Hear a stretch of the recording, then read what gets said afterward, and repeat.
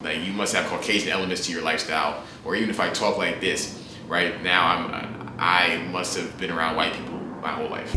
Congratulations, you played yourself. I've had people tell me I don't sound like I'm from New York constantly. I've had people tell me I sound like a white person. And I'm just like, bro, what are you talking about? If cock was a transportation, that would be his favorite way to get around. Like, this is ridiculous, bro. We're back, getting down and dirty expeditiously. And today's topic, why chosen ones don't fit in. Now, you're literally looking at a person that has truly never 100% felt like he belonged anywhere. And it's not because I'm not a dope person with a lot of talents and value that can be utilized by other people. It's just that the way I process thought is not similar to everyone else. What? That's something that's gonna make everyone else uncomfortable if you're not on the same wavelength as the majority. And I feel as if I think and live in the minority, right? Even to give an example on that, I kind of consider myself a hipster in how I consume music, because I don't run and see who's dropping. I don't really care who's dropping. When that was something that affected my content, I stayed up to date and abreast of who was dropping new music, but nowadays it doesn't really matter to my life as much. So you can run and tell that, run and tell that, run and tell that, homeboy. I more so like when an artist is on the rise than when everyone found out about them, because now their sound is going to change and they're going to adapt to what the masses want so that they continue to make money and make massa happy. All right, time for attendance. Toby, present, Big Daddy. And I'm not mad about that, for real. It's what you sign up for. You sign your label deal. You gotta recoup the money. You gotta, you might spend the advance money. You need more money for your second projects. I get why by the time they get mainstream attention and support, the way in which they produce music is going to change. You sign to one nigga, that sign to another nigga, that sign to three niggas. Now that's bad luck. But a lot of times I like when the artist is on the rise and they're hungry and they're grinding, and that's what they really represents who they are and their true artistic sound before they get to the mainstream where it's going to be adjusted to what's going to make the most money, right? So nowadays I really don't tune into music unless it comes to me naturally and organically. I like, say I'm in a car with my friend, they put on a song, I'm like, oh, nah, this is fire. Or say I'm walking down the block and somebody's playing music out their car. Or say I'm on Instagram and somebody uses it as a real audio. Or say I'm on TikTok and somebody uses it as a sound. I like finding music like that nowadays, rather than feeling like, oh yeah, I'm gonna go to find some new music purposely, because there's just too much music out there. Cool story, bro! Too many artists, too many people who wanna go say, yeah, I need to put out some music and tell my story. And it's cool, you can tell your story. Nobody should feel like they can't voice themselves or tell their own version of their life in whatever medium they want to do that. I'm just saying that most people go towards music and rap, even more specifically rap. At least as me, as a black man, saying that that's kind of what I see in the spaces that I may be around, or even in the internet spaces that I might see, right? Ain't no switching, ain't no switching. I'm tired of dealing with you lame ass hoes.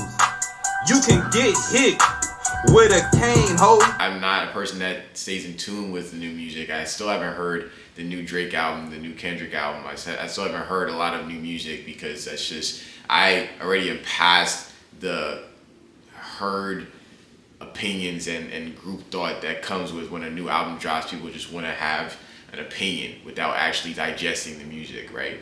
As a creative and a real artist, I find that to be just disgusting, and it morally irks me. Like, I don't even listen to leaks. Hold on, perfect. Hold on, wait. He's on fire. He's on fire. That's even a moral thing too, in principles, where it's like, this artist went through the process of making this music, probably had to spend money to make this music, whether it's their money or the label's money, just for you to listen to it ahead of time and not even be able to allow them to gain anything out of them actually making this music and creating it and going through things in life to where they can produce a project that you would listen to and possibly relate to. So on an artistic level, I don't really like doing that stuff to people, you know what I'm saying? I don't listen to leaks, but I don't listen to music unless it really comes to me organically, right? So, and even on top of that, I don't watch any of the new TV shows. I don't like watching movies. It takes up a lot of my time. This is just an overall explanation on why I'm the greatest to ever walk the earth and why I'm better than everyone at everything they ever do in life, including you. And no matter how much work people put in, including you, they will never be better than me at anything they do. You understand where I'm going with this? I would rather create than consume. And that's something that I've been on the mind state of and the mental plane of, where it's like I'd much rather create content than sit there and swipe and consume. Now, don't get it misconstrued. I do consume content, okay? I be on my phone. I be on my laptop, I watch YouTube. I be on Instagram and I watch Reels. But I kind of more so watch specific creators and stuff like that. Because I also don't want people to ever feel like I'm entrenching myself in someone else's personality and that I end up seeping how they would deliver things into my personal delivery. Tell me more, tell me more. Doesn't even look like I would rather be able to just be Taylor 24/7, 365. That's why I had to go through that time of isolation. And when I was younger, and also just at times nowadays, I purposely hibernate to make sure that I can just be one with myself and never let any other people's opinions, whether it's a certain level of praise and gas or a lot of negative opinions. I try not to get too high or too low. I want to always be in the middle, right? The highs and the lows. And that's also just how I kind of necessarily live my life as a middle child, just in a general sense, right? Because I'm not the middle child in my family, but I feel like I lived as a middle child just in my own existence and environment. And I feel like when it comes to people in totality, they're on one side of the fence or the other, right? And I think that the world is not that black and white. Even as a logical thinker myself, I don't find the world to be black and white. I think there is a lot of nuance. Speaking in black and white.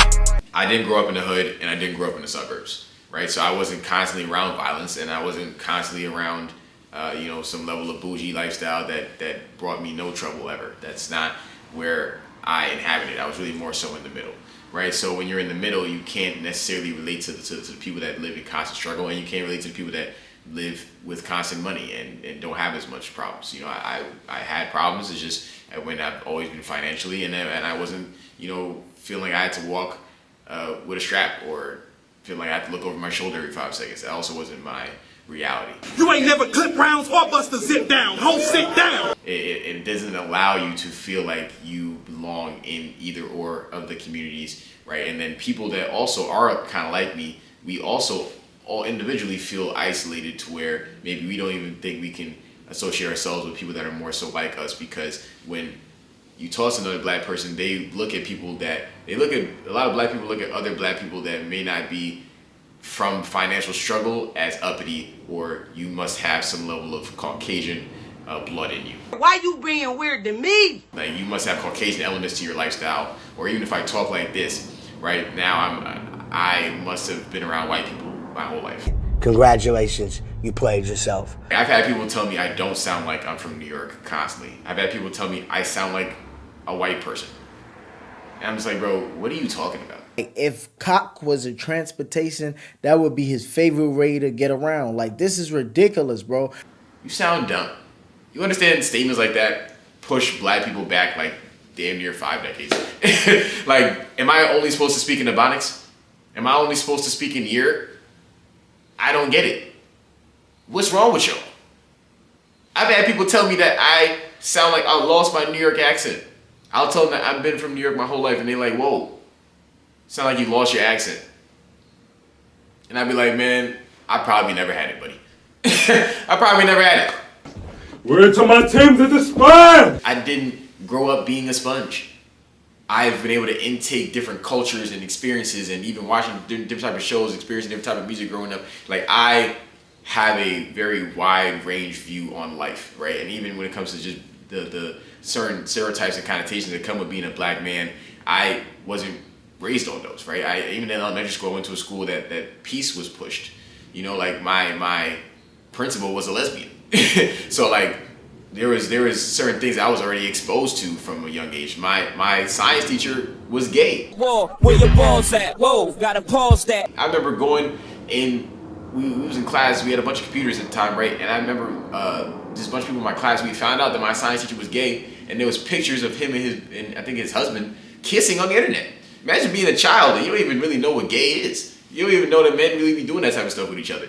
And now you're exposed to this type of stuff as a kid, right? So I just been exposed to a lot of different type of things, and just ultimately my whole life though, I was always entrenched in the mindset of being yourself and being uniquely yourself, and not necessarily caring what the backlash will be of you being yourself. I want to tell the people out there that thank you for supporting me, and if you don't, suck mine. I was a person that never felt like I was in an in crowd. I always was a large part of whatever friend group I was a part of, whether it was being the leader or being somebody that they felt to look at as an individual that held some level of influence in the friend group, whether it was like deciding where we go, or even if I'm going to play basketball with my friends. I've literally had a friend say, oh yeah, go ask them to hoop with us if they want to play threes. I'm just like, why can't you do it?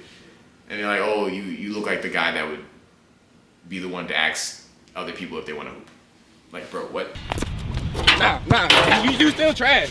I know 8th grade girls that hoop better than you. Boy, shut the up talking to me. You're just thrusting me in a leadership position that I didn't even ask for, right? And that's certain things. And a lot of times in my life, really, it's like I'm thrusted into the leadership position whether I even want it or not.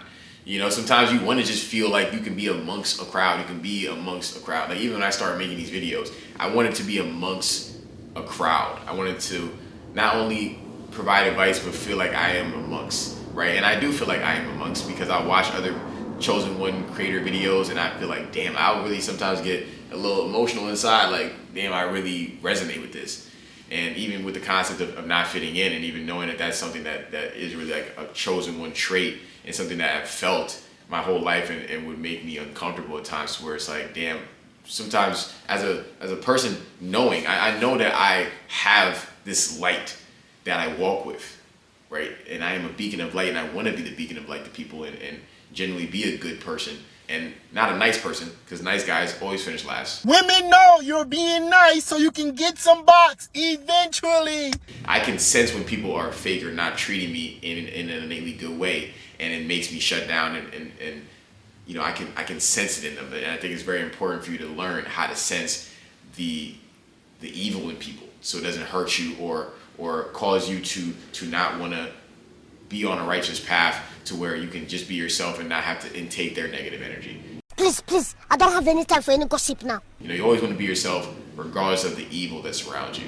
You know, it's easy to just succumb to the evil and just be amongst it, right? But to be a chosen one, you have to acknowledge that your light is needed.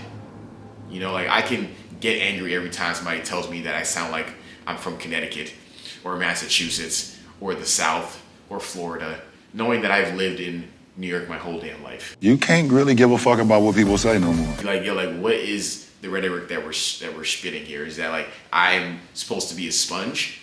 Because I'm not a sponge. Am I supposed to be a sponge to where I just take everything that's said around me and I just become that?